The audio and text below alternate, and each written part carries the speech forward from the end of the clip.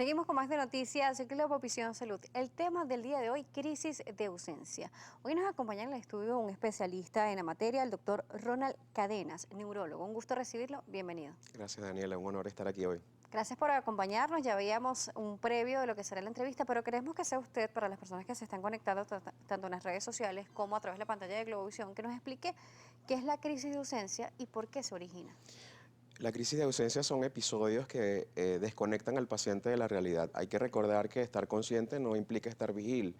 En ese momento hay mecanismos cerebrales que se alteran y el paciente se desconecta del entorno. Es importante también recordar que estos episodios pueden durar entre 3 a 30 segundos, es decir, que son muy súbitos, de aparición brusca y realmente duran muy corto tiempo, lo cual hace un poco difícil a veces determinar e identificar estos episodios. ¿Cuándo podría comenzar una crisis de ausencia? ¿Esto tiene algo que ver con algunos factores modificables o no modificables? Pues se ha descrito que las crisis de ausencia están dentro de crisis idiopáticas generalizadas. Ok. También hay una connotación genética. Sin embargo, en muchos de los casos, pues se determina que son mecanismos realmente innatos dentro de lo que es la funcionalidad del cerebro. Y hay un grupo de edad, porque es bien sabido y se ha definido que es más frecuente en niños y en adolescentes, habiendo un tipo en niños y un tipo en adolescentes. Hay un pico de edad promedio de aparición en niños entre 4 a 7 años y en adolescentes a los 12 como edad promedio de aparición. Muy bien, cuando hablamos de los niños, ¿cómo se determina? Nos dice que, bueno, son unos segundos que pareciera que la persona estuviese ida, por llamarlo de alguna manera. Pero ¿qué diferencia hay en que de repente sea alguien distraído o que esté pensando en otra cosa cuando se le está hablando o se le está tratando de hacer una atención? O sea, ¿cómo se diferencia eso? Bueno, eso es un punto muy álgido porque a veces es muy difícil Claro. identificarlo, sobre todo en niños en edad escolar, en los que es su rendimiento escolar el que hace como que la alarma y le dice a los padres, mira, el niño no está prestando atención y a veces tiende a confundirse con eventos de tipo de inatención, que el niño está inatento. Hay que tener en consideración que son episodios que son muy bruscos, en los que el niño se desconecta y deja de hacer la actividad que estaba haciendo. Puede tener también acompañantes síntomas motores, automatismos orales, como si estuviera saboreando algo, como si estuviera parpadeando.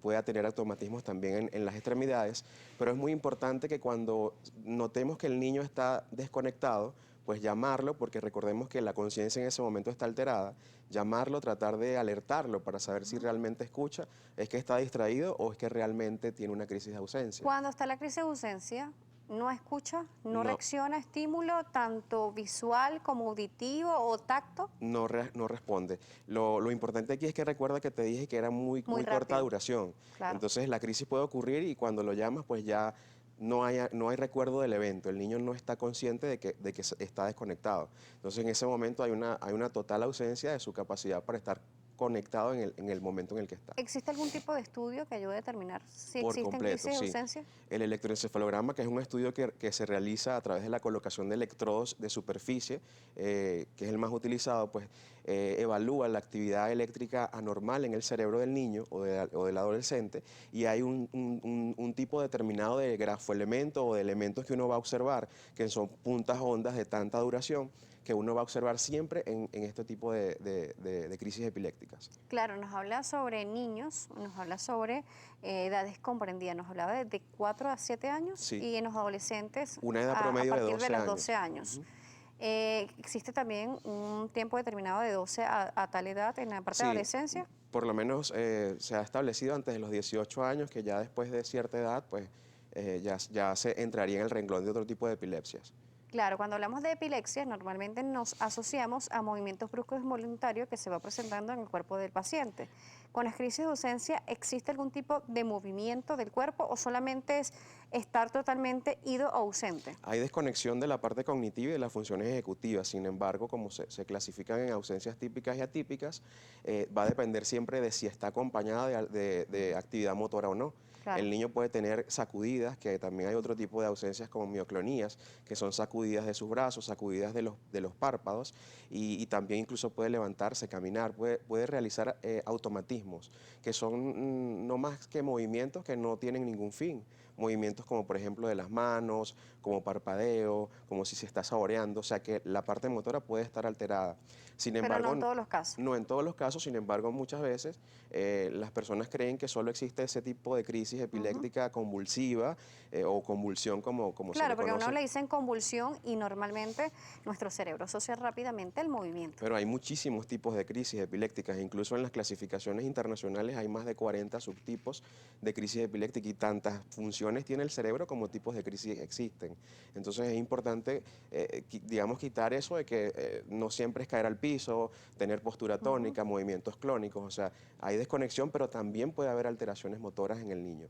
Cuando nos habla sobre la crisis de ausencia, nos habla sobre las edades comprendidas, los diferentes tipos, porque hay, una vez que ya se lleva al niño al neurólogo infantil, y se conoce que ya el diagnóstico está establecido, ¿qué pasa con este niño? ¿Cómo es el abordaje? ¿Cómo se le puede ayudar? Es importante el inicio de la medicación antiepiléptica.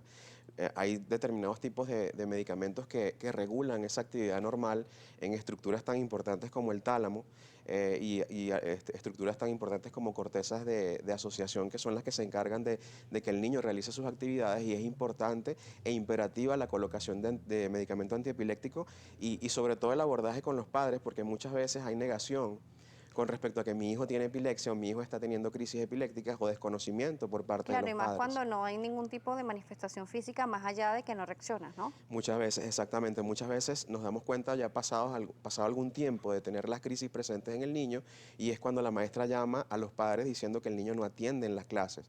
Y muchas veces esto se pasa por debajo de la mesa porque Ujú. se cree que el niño sencillamente está distraído, tiene Pues un falta de problema de atención, falta concentración. de concentración o está hablando con los amiguitos. Entonces es muy importante estar atentos a cualquier llamado, a cualquier falta o escasez de rendimiento escolar. Eso es muy Claro, importante, también el electro le ayuda mucho a saber mucho, cómo están los picos, ¿no? Porque mucho, puede mucho. ser otros factores que puede estar afectando al niño. Sí. Descanso, falta de atención, déficit de atención. O sea, pueden ver un universo muy grande o este abanico bastante amplio para poder hacerlo, ¿no? Sí, hay que hacer el diagnóstico diferencial siempre con trastornos de atención Ujú. y muchas veces incluso coexisten tanto la epilepsia de tipo ausencia como trastornos por déficit de atención. Vamos a irnos a una pausa, regreso. Nos gustaría saber qué consecuencias conlleva de que este niño no se ha llevado al especialista y que no se ha medicado, tomando en cuenta que de repente piensan que es distraído. Vamos a verlo a regreso. Ronald Cadenas nos seguirá acompañando, neurólogo. Estaremos hablando sobre crisis de ausencia. Las redes sociales activas para ustedes, @salud_gb, @Daniela J. Salas. Ya regresamos con mucho más.